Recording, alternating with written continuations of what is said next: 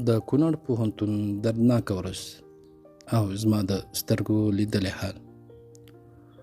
نن زه د کونړ پوهنتون د اقتصاد پوهنځي په صنف کې ناست وم.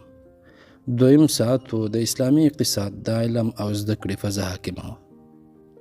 استادان، محصلین او اداري کارکوونکي هر یو په خپلو علمي چارو بوخت وو.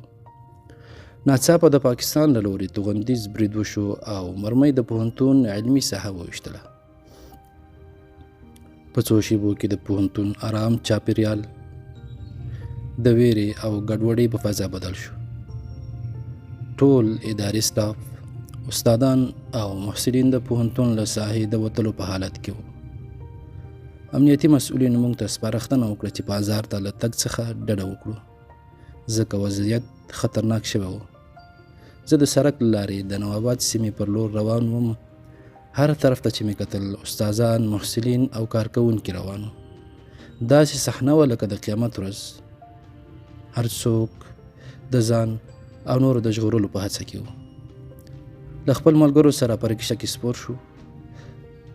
د نارنګ ولسوالۍ پر لور روان شو. په لاره کې مې خپل کاکا جان چې د کونړ پوهنتون د دفتر امیر دی او د کاکا زوی مې چې د ارواپوهنې څانګې کدري غړی دی ولیدل. ما خپلو ملګرو ته وویل چې خوندي ځای ته ولاړ شو، خو زه خپله له خپلو خپلوانو سره پاتې شوم. موږ لا ولاړو چې د ملګرو او پېژندل شویو کسانو زنګونه پرله پسې راتلل.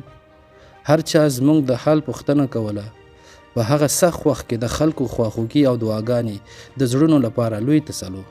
خو تر ټولو اغېزمنه صحنه چې زما په خپلو سترګو ولیده، د ارواپوهنې د څانګې یو استاد و.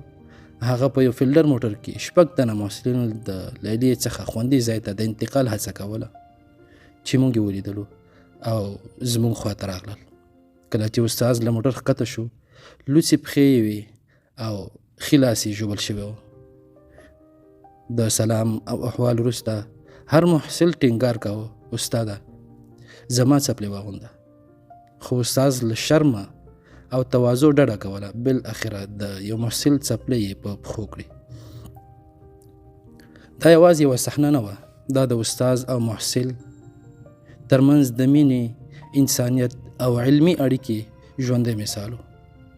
داسې اړیکې چې نه مرمۍ یې ختمولی شي او نه جګړه یې ماته کولی شي.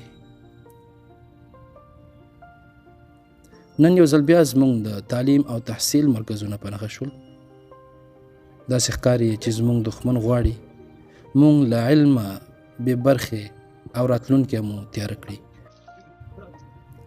خو حقیقت دا دی، موږ به ونه درېږو، موږ به زده کړه کوو، موږ به قلم ژوندی ساتو.